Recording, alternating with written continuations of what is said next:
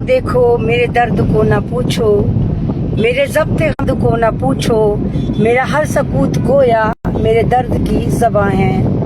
आपने जैसे देखा कि एक रेप कांड जो बहुत पॉपुलर हो रहा है बंगाल में, एक इंटर्नी लड़की के साथ जो इंटर्नशिप कर रही थी हॉस्पिटल में, आरजे कर हॉस्पिटल, उसमें उसके साथ निर्भया से भी ज्यादा हैवानियत दिखाई गई।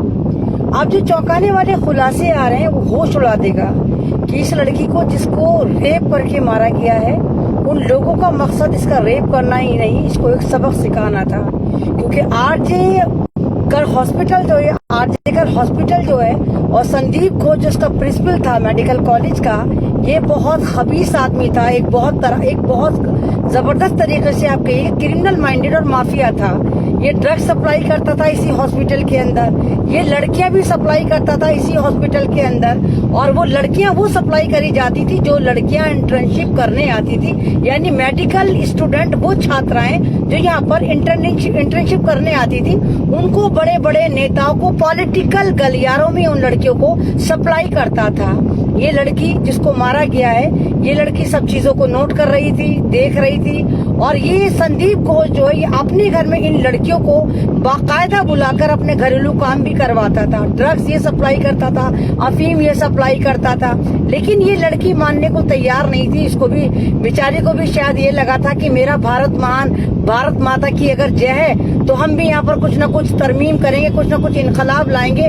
और इसके साथ भी वही कर दिया गया जो अगर आपको याद हो 2 साल पहले भारत में, दिल्ली में, भारत की राजधानी दिल्ली में एक राबिया सैफी वाला मामला हुआ था। उसके साथ भी यही हुआ था कि वो जिस तरह सेल्फ डिफेंस में काम कर रही थी, और उस वक्त लॉकडाउन था, और लॉकडाउन के नाम पर जो घोटाले चल रहे थे, फर्जी चालान चल रहे थे, फर्जी रसीदें बनी हुई थी, तो वो सारा का सारा उसके पास वो रिजल्ट था। और जब उसने वो सारी वीडियो बनानी शुरू की तो किस तरह राबिया सैफी को भी मारा गया, गैंग रेप करा गया, और उसको भी इतना खतरनाक तरीके से उसकी बॉडी को जो टॉर्चर करा गया था, मतलब उसकी जो बॉडी थी वो देखी नहीं जा रही थी, और दूसरी स्टेट हरियाणा में उसको फेंक दिया गया था। इसी तरह यहाँ पर ये वाला मामला हुआ है। ये जो बंगाल की डॉक्टर लड़की थी जो वहाँ पर मेडिकल में इंटर्नशिप, उस कॉलेज में आरजे कर हॉस्पिटल में इंटर्नशिप कर रही थी, इसके साथ भी यही हुआ।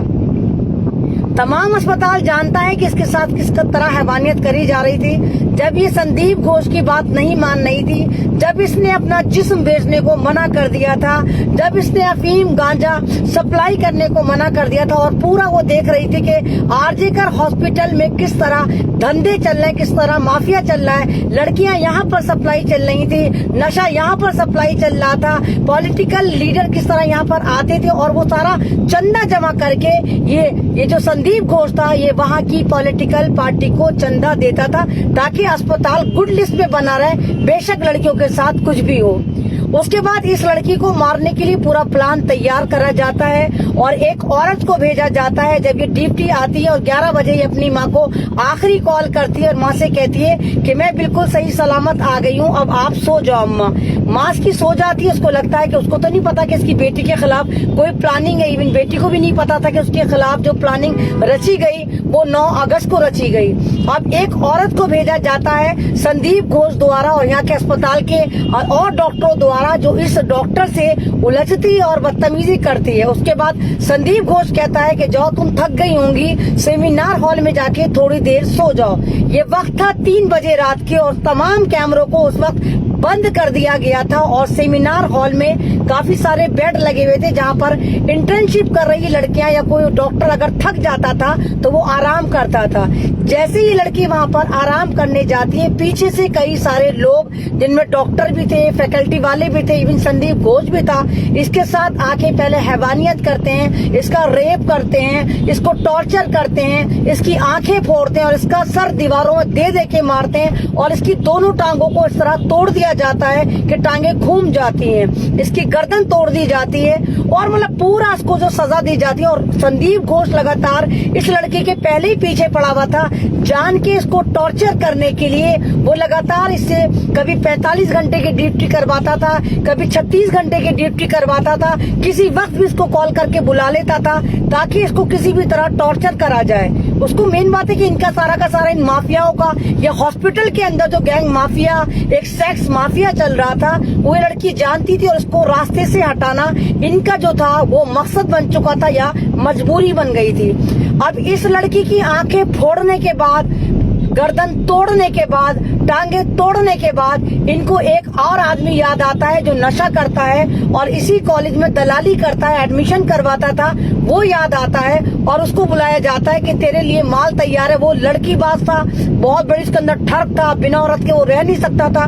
उसको भेजा जाता है, वो शराब में टुन होता है, वो जाता है। उस वक्त वो लड़की जो इंटर्नशिप कर रही थी वो लेडी डॉक्टर मर चुकी होती है, लेकिन उसके बावजूद वो जो शराबी था जिसको इन्होंने फंसाया है वो उसके साथ सेक्स करता है और चला जाता है और घर जाके सो जाता है। लेकिन क्योंकि उसको आदमी को फंसाना था, इन्होंने उसके कान में जो एयरबड होती है एक तरह का, जिसको बहुत ज्यादा चल रहा है, हेडफोन वगैरह कहते हैं, आप सुन लेते हैं, वायरलेस होता है, वो वहां पर गिरा देते हैं। अगले दिन पुलिस आती है और उसके माँ को भी अंदर नहीं जाने दिया जाता, बाप को भी अंदर जाने नहीं दिया जाता, तमाम सबूतों को मिटाया जाता है। क्योंकि आरजे का हॉस्पिटल में जो माफिया, सेक्स माफिया, नशा माफिया चल रहा था, उसको छुपाना भी था और इस लड़की को लाइन से हटाना था। तो तमाम सबूतों को मिटाया जाता है और पुलिस आती है उस ब्लूटूथ के थ्रू, बहुत आराम से। हिंदुस्तान की पुलिस ने कभी इतना जबरदस्त काम आज तक नहीं करा। पहला केस है कि हिंदुस्तान की पुलिस इतना जबरदस्त काम करती है, सेकंडों में कातिल तक पहुंच जाती है और कातिल भी तैयार बैठा हुआ था। कातिल भी कहता हाँ मैंने रेप करा, हाँ मैंने कत्ल करा, जबकि उसकी बॉडी में 151 ग्राम सीरम मिला है, मर्दों का सीरम मिला है। कोई भी लड़का या कोई भी आदमी किसी भी महिला से अगर संबंध बनाता है तो डिस्चार्ज के तौर पे मात्र 10 ग्राम सीमेन वो उसके अंदर, बॉडी के अंदर डिस्चार्ज करता, उससे ज्यादा नहीं करता, 10 ग्राम हार्डली। तो वहां उसकी बॉडी में 151 ग्राम सीरम मिला, जो इस बात को दर्शाता है कि उसके साथ कम से कम 15 या 16 लोगों ने उसका गैंग रेप करा, उसको हैवानियत के तमाम हुदूदों को पार करा और उसको मार डाला। आपने देखा कि गठबंधन के साथ जो सरकार बनाई गई, किस तरह इस मामले को दबाने की, इस मामले को छुपाने की, इस मामले को कुचलने की पूरी कोशिश करी गई। और वो तमाम महिला एमपी जो पार्लियामेंट में चीख चीख कर चिल्लाती रहती थी, वो इस मामले पर चुप थी। मीडिया चुप था, तमाम अपोजिशन की जो नेत्रियां थी, जो एमपीज थी, वो चुप थी। बंगाल सरकार क्योंकि रडार पर थी और ममता बनर्जी के जो बहुत ताल्लुकात वाले ये संदीप घोष हैं, जो अस्पताल के प्रिंसिपल थे, ये जो माफिया था, ये ममता बनर्जी से इसका बहुत खास कनेक्शन था। ममता बनर्जी चुप थी, राहुल गांधी चुप थे। जब ये मामला बहुत ज्यादा लाइमलाइट में आया तो महुआ मोइत्रा ने 5 दिन बाद ट्वीट करा, मजबूरी में ट्वीट करा। और महुआ मोइत्रा ने तो यहाँ तक करा कि जो लोग उनके एक तरह के ट्विटर पे जाकर लिख कर आ रहे थे कि महुआ मोइत्रा आप तो पार्लियामेंट में बहुत ज्यादा चीखती चिल्लाती हैं, आप ही की स्टेट में टीएमसी जहां पर सरकार चलाती है वहां पर महिला के साथ इतना जुल्म हो गया,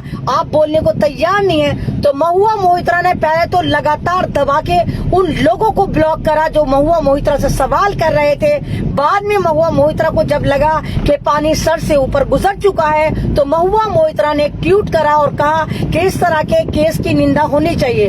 उसके बाद राहुल गांधी ने भी ट्वीट करा और एक के बाद जो गठबंधन से सरकार चल रही है इनके ट्वीट आने शुरू हो गए। लेकिन सवाल यही उठता है कि अगर आप गठबंधन वाले हैं, आप गठबंधन से सरकार चला रहे हैं, तो आपके गठबंधन में शामिल किसी भी पार्टी के स्टेट में तो अगर इस तरह का महिलाओं के साथ केस होता है तो क्या आप बात नहीं करेंगे? बात करनी चाहिए और इस तरह के केस नहीं होने चाहिए, होने ही नहीं चाहिए, क्योंकि सजा नहीं मिलती।